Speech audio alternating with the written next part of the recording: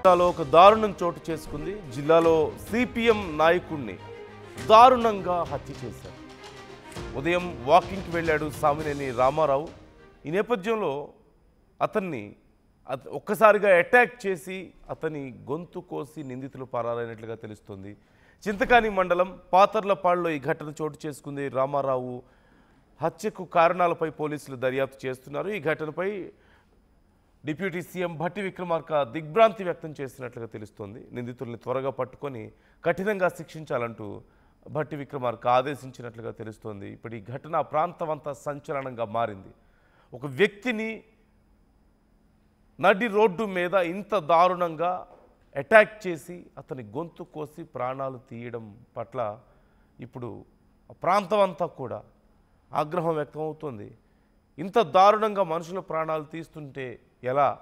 ఈ విషయంలో కఠిన చర్యలు తీసుకోండి అంటూ ప్రజలు సైతం అక్కడ ఆందోళన వ్యక్తం చేస్తున్నట్లుగా తెలుస్తోంది. ఇప్పటికే భట్టి విక్రమార్క దీనికి సంబంధించి ఆదేశాలు జారీ చేశారు.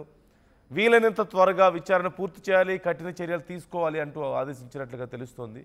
ఉదయ్ అడిగి డీటెయిల్స్ తెలుసుకుందాం. ఉదయ్, ఎవరి మీదైనా అనుమానాలు వ్యక్తం చేస్తున్నారా? అసలు అక్కడ ఏం జరిగింది? డీటెయిల్స్ ఏంటి?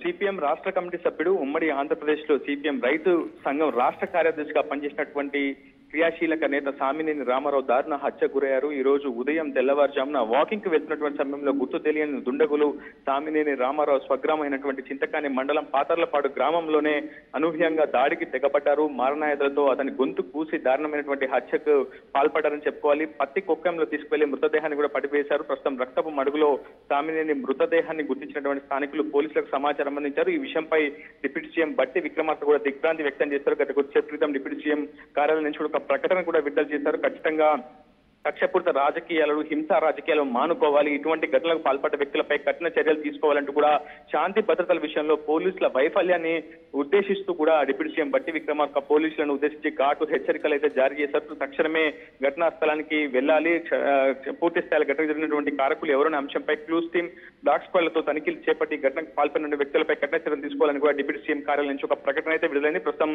ఖమ్మం జిల్లా commissioner of police Sunil Dutt కూడా ఘటనా స్థలానికి చేరుకున్నారు. ఘటన జరిగినటువంటి ఆధారాలను కూడా సేకరిస్తున్నారు. చాలా పెద్ద ఎత్తున విషయంపై చర్చ కూడా జరుగుతుంది. సిపిఎం నేతలే టార్గెట్ గా మధ్య నియోజకవర్గంలో దారుణమైనటువంటి దాడులకు తెగబడుతున్నారని పెద్ద ఎత్తున చర్చ కూడా జరుగుతుంది. సరిగ్గా స్థానిక ఎన్నికలు సమీపిస్తున్న వేళ ఒకవైపు సిపిఎం పార్టీ ఏ పార్టీతో పొత్తు పెట్టుకుంటుందన్నటువంటి చర్చ ఒకవైపు బహిరంగంగా జరుగుతుంది. ఇప్పటికే సిపిఎం క్షేత్రస్థాయిలో కొన్ని చోట్ల బీఆర్ఎస్, కొన్ని చోట్ల కాంగ్రెస్ తో పొత్తుకు వెళ్లి స్థానిక సమరంలో పాల్గొవాలని చెప్పి చాలా పెద్ద ఎత్తున కూడా ఆలోచన చేసింది. ఈ నేపథ్యంలో సామినేని రామారావు హత్య ఉదంతం చాలా పెద్ద ఎత్తున చర్చకు దారితీస్తుందని చెప్పుకోవాలి. ఎందుకంటే చాలా క్రియాశీలకమైనటువంటి నేత.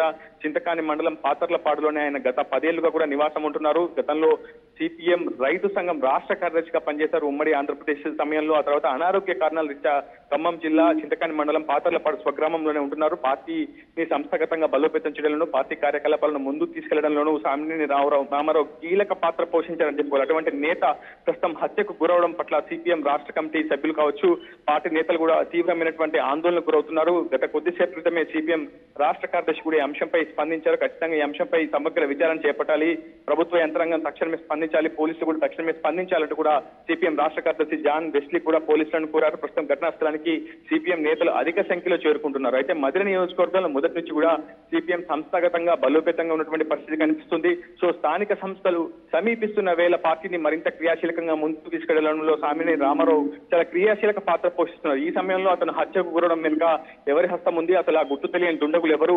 ఇది పక్కా ప్లాన్ ప్రకారమే చేసిందా? ముందుగానే రెక్కి చేశారా? ఎందుకంటే ఉదయం తెల్లవారుజామున సామినేని రామారావు వాకింగ్ కి వెళ్తారన్న విషయాన్ని తెలుసుకున్నటువంటి ఆగంతకులు సరిగ్గా ఉదయం ఇంటి నుంచి బయటకు వచ్చినటువంటి రామారావును పక్కా పథకం ప్రకారం రచించి కత్తులతో గొంతు కోసి దారుణమైనటువంటి హత్యకైతే తెగబడ్డారు. ప్రస్తుతం commissioner of police Sunil Dutt ఘటనా స్థలానికి చేరుకున్నారు, పరిస్థితిని సమీక్షిస్తున్నారు. చాలా పెద్ద ఎత్తున సిపిఎం నేతలు కూడా ఘటనా స్థలానికి చేరుకునే అవకాశం ఉంది. ఇప్పటికే సిపిఎం రాష్ట్ర నేత పోతినేని సుదర్శనరావుతో పాటు ఇతరత్ర నేతలంతా కూడా ప్రస్తుతం ఘటనా ప్రదేశానికి అయితే చేరుకుంటున్నారు. ప్రస్తుతం ఈ అంశంపై సామినేని రామారావు హత్య ఉదంతంపై ఇది వ్యక్తిగత కక్షల నేపథ్యం జరిగిందా లేదంటే రాజకీయ కక్షల నేపథ్యం జరిగిందా మాత్రం తెలియాల్సి ఉంది. ప్రస్తుతం డిప్యూటీ సీఎం భట్టి విక్రమార్క మాత్రం పోలీసులను స్ట్రిక్ట్ గా ఆదేశాలు జారీ చేశారు. ఖచ్చితంగా తక్షణమే కారకులు ఎవరనేది పూర్తి స్థాయిలో విచారణ చెప్పి తక్షణమే ఆ నిందితులను, దుండగులను అదుపులోకి తీసుకోవాలని కూడా పోలీసులను ఆదేశించారు డిప్యూటీ సీఎం భట్టి విక్రమార్క. ప్రస్తుతం సిపిఎం నేతలంతా కూడా ఈ అంశంలో ఆందోళన వ్యక్తం చేస్తున్నారు. ఖచ్చితంగా ఈ అంశంపై సమగ్ర విచారణ తప్పి తక్షణమే దుండగులను అరెస్ట్ చేయాలని కోరుతున్నారు.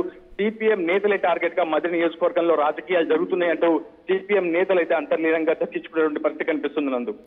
Right thank you Uday, thanks for the details. ఇది రాజకీయ కోణంలో జరిగినటువంటి హత్యనా లేకపోతే ఆయన పర్సనల్ రీజన్స్ ఏమైనా ఉన్నాయా దీని వెనక అనే కోణంలో ఇప్పుడు పోలీసులు విచారణ చేస్తున్నట్లుగా తెలుస్తుంది. ప్రభుత్వం కూడా ఈ విషయంలో చాలా సీరియస్గా ఉంది. ఇప్పటికే పలువురు సిపిఐ నాయకులు అక్కడికి చేరుకుంటున్నారు. ఈ విషయం పట్ల భట్టి విక్రమార్క దిగ్భ్రాంతి వ్యక్తం చేసినట్లుగా తెలుస్తుంది.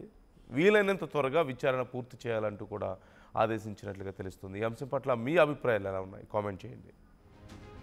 అసలైన తొలి వెలుగు.